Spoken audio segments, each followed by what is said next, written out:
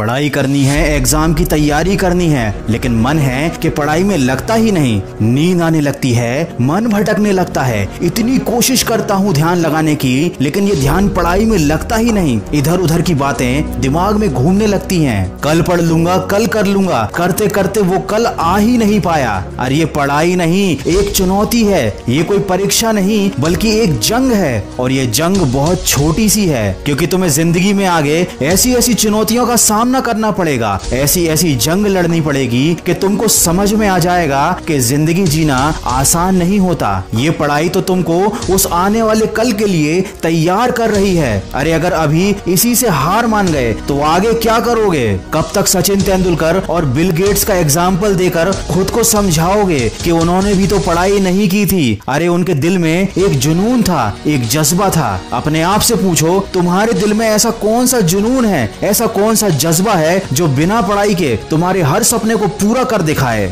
अरे जब तुम्हारी उंगलियों के निशान तक इस दुनिया में किसी और से नहीं मिलते, तो क्यों तुम अपनी तुलना दूसरों से करके हार मान लेते हो? कब तक इन बातों को सोचोगे कि पढ़ाई कुछ नहीं होती, पढ़ाई करने से क्या होता है, पढ़ाई करने से क्या मिल जाता है? अरे अगर पढ़ाई कुछ भी नहीं होती, पढ़ाई की कोई औकात नहीं है, तो ये पढ़ाई तुमसे क्यों नहीं हो रही? तुमको पता है ना, जिंदगी में अगर दूसरों से आगे जाना है, एक बेहतर जिंदगी जीनी है, तो वो काम करने पड़ते हैं जो दूसरों से करते नहीं बनते। सोचो पढ़ाई भी वही काम है जो हर किसी से करते नहीं बनता और तुमसे भी करते नहीं बन रहा। लेकिन अगर तुम कर लोगे तो तुम उन सब लोगों से आगे निकल जाओगे जो हार मान चुके हैं। आज अगर तुम अपने मन के ऊपर एक छोटी सी जीत हासिल कर लोगे तो कल बड़ी बड़ी मुश्किलों का भी हल निकाल पाओगे। सोचो अगर इतनी छोटी सी चीज से ही तुम हार गए तो आगे क्या करोगे? सोचो अगर इस मामूली से काम को करने के लिए तुम खुद को फोकस नहीं कर पा रहे हो तो आगे क्या करोगे? सोचो जब तुम अभी अपने मन को काबू में नहीं कर पा रहे हो तो आगे क्या करोगे? मैं ये नहीं कह रहा कि पढ़ाई से प्यार करो, मैं ये भी नहीं कह रहा कि किताब से प्यार करो, लेकिन कम से कम अपनी जिंदगी से तो प्यार करो। आज लॉकडाउन ने तुम्हारे सामने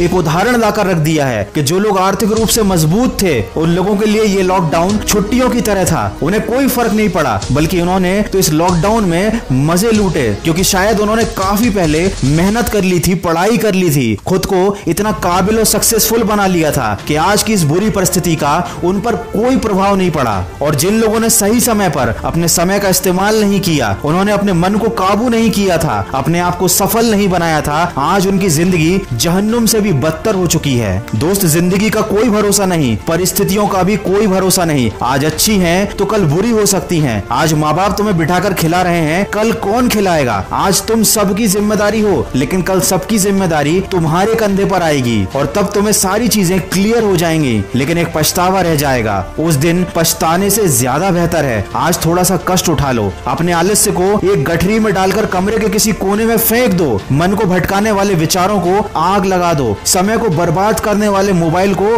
स्विच ऑफ कर दो, अपने दिमाग को थोड़ा खाली करो और एक बार फिर से मेरी कही बातों को जरा ध्यान से सुनो। तुम्हें पढ़ने से कोई रोक नहीं पाएगा, तुम्हें आगे बढ़ने से भी कोई रोक नहीं पाएगा। एक बार मन में शांत दिमाग से खुद से कहो नो एक्सक्यूज, फिर देखो क्या होता है। ये बात हमेशा याद रखना, तुमको विकल्प बहुत मिलेंगे मार्ग भटकाने के लिए, लेकिन संकल्प सिर्फ एक ही काफी है मंजिल तक जाने के लिए। अगर इंसान में सीखने की और बदलने की चाहत हो तो वो अपनी गलतियों से सीख कर अपनी जिंदगी बदल सकता है। तो जो अभी तक हो गया उसका अफसोस मत करो, आज से और अभी से एक नई शुरुआत